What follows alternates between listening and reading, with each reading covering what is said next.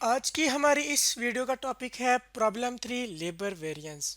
यानी कि इस वीडियो के अंदर हम लेबर कॉस्टिंग का जो प्रॉब्लम 3 करेंगे, जिसके अंदर हम लेबर वेरिएंस को कैलकुलेट करेंगे। सबसे पहले हम देखते हैं कि लेबर वेरिएंस क्या होता है।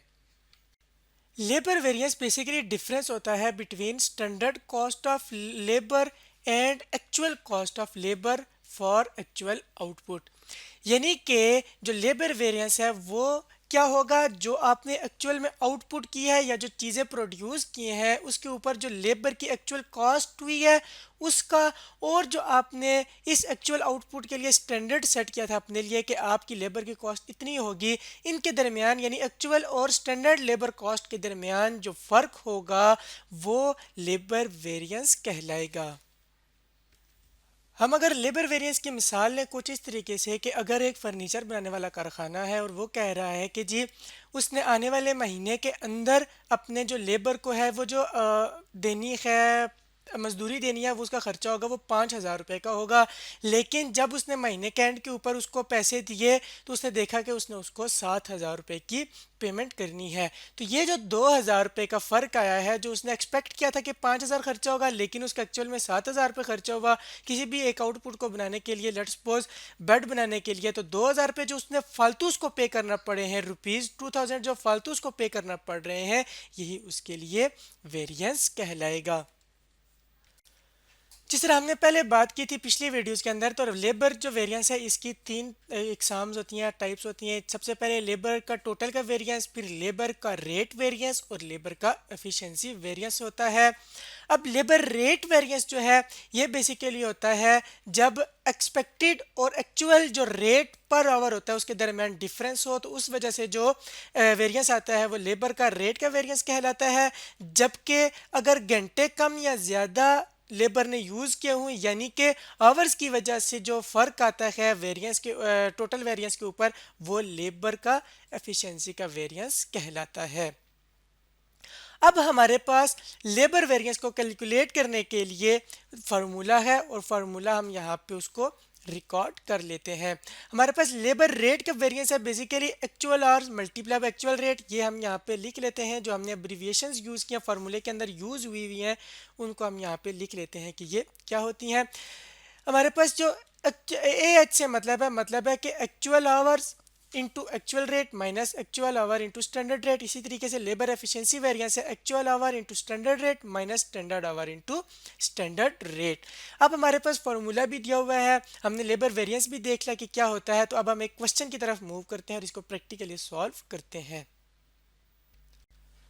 हमारे पास एक न्यूमेरिकल एग्जांपल है जिसके अंदर बताया गया है कि पी एंड जी जो है वो यूज़ करता है ट्रेडिशनल स्टैंडर्ड कॉस्टिंग सिस्टम ताकि वो अपनी कॉस्ट को कंट्रोल कर सके। तो उसके लिए इसने लेबर स्टैंडर्ड कुछ इस तरीके से बनाया है। एक बॉक्स ऑफ डिटर्जेंट के लिए, 1 बॉक्स ऑफ डिटर्जेंट के लिए उसने लेबर जो है उसके लिए अपनी कॉस्टिंग की है और उसने बताया है कि जी डायरेक्ट लेबर यूज़ होता है 0.6 आवर्स और 1 आवर का जो रेट वो दे रहा है वो 240 दे रहा है। तो इसका मतलब ये हो गया कि एक बॉक्स ऑफ डिटर्जेंट बनाने के लिए जो इसका लेबर की कॉस्ट है वो ₹144 है।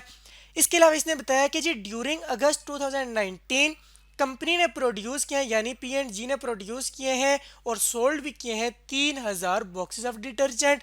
और डी एंड एक्स ने जो है वो एक्चुअली यूज़ किए हैं 1,600 डायरेक्ट लेबर्स, और जो उसकी कॉस्ट थी 1,600 डायरेक्ट लेबर्स की वो थी 4 लाख रुपीज़। यानी कि 1,600 जो डायरेक्ट लेबर्स के आवर यूज़ हुए हैं उसके लिए उसने जो मजदूरी दी है वो दी है 4 लाख रुपए की।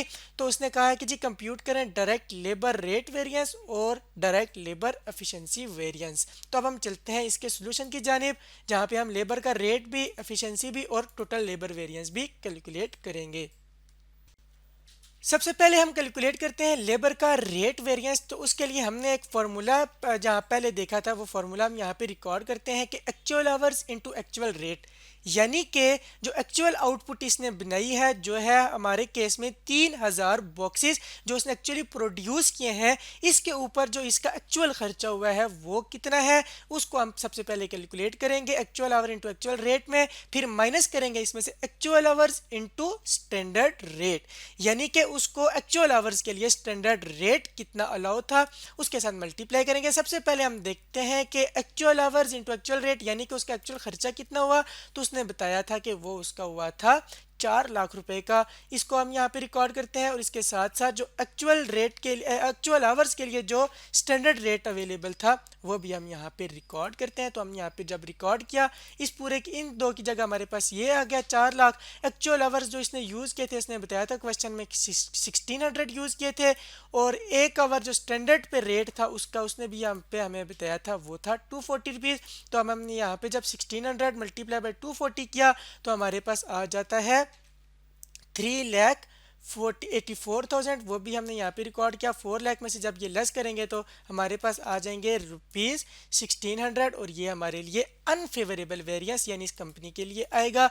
अनफेवरेबल क्यों है? क्योंकि एक्चुअल में उसने जो खर्चा किया है वो 4 लाख रुपए है, जबकि स्टैंडर्ड रेट के ऊपर जो इसको एक्चुअल आवर्स के लिए खर्चा अलाउ था वो था 3,84,000 रुपये का, यानी कि 16,000 रुपीज़ उसने फालतू खर्चे हैं, तो ये इसके लिए अनफेवरेबल वेरिएंस हो जाएगा।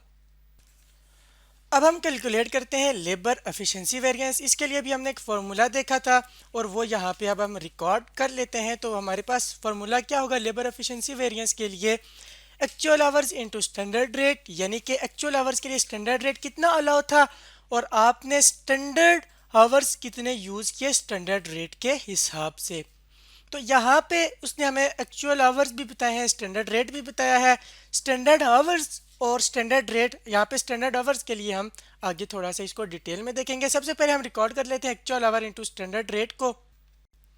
एक्चुअल आवर्स की जगह 1600 जो उसने क्वेश्चन के अंदर हमें बताए थे वो लिखे, और स्टैंडर्ड रेट की जगह 240 जो उसने वो भी हमें क्वेश्चन में बताया था 240 और 1600 यहाँ से हमने लिखे हैं। अब स्टैंडर्ड आवर्स कैसे कैलकुलेट होंगे? स्टैंडर्ड आवर्स के लिए उसने हमें बताया था कि एक बॉक्स ऑफ डिटर्जेंट बनाने के लिए कितने आवर्स अलाउ हैं? 0.6 आवर्स। तो इसका मतलब ये हो गया कि 3000 जब बॉक्स बने और लेबर वेरिएंस होता ही एक्चुअल आउटपुट के लिए है, तो ये जो एक्चुअल आउटपुट 3000 बॉक्सेस है इसके लिए लेबर आवर्स कितने लगने चाहिए?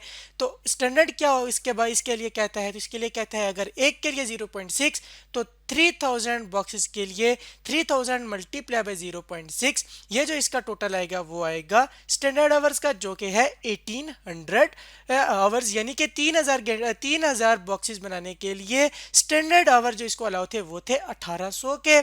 इसके अलावा उसने दिया था कि जी स्टैंडर्ड रेट के साथ मल्टीप्लाई करें फार्मूले के तहत, तो वो 240 जो है वो भी हमें अवेलेबल था 240 क्वेश्चन के अंदर ही।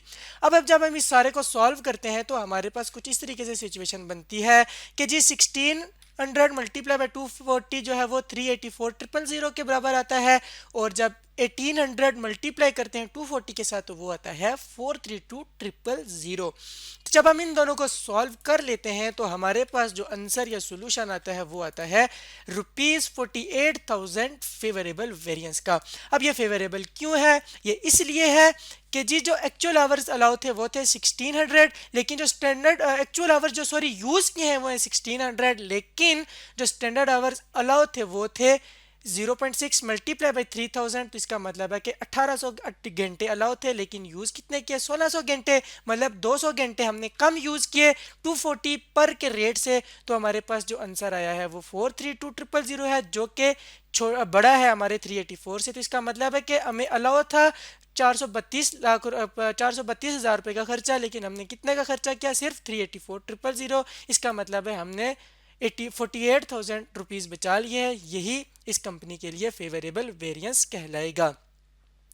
अब हम चलते हैं टोटल लेबर वेरिएंस की तरफ। तो इसका फार्मूला भी अब हम यहाँ पे लिख लेते हैं, और ये है एक्चुअल खर्चा और जो हमारे पास स्टैंडर्ड अलाउ खर्चा था वो होता है।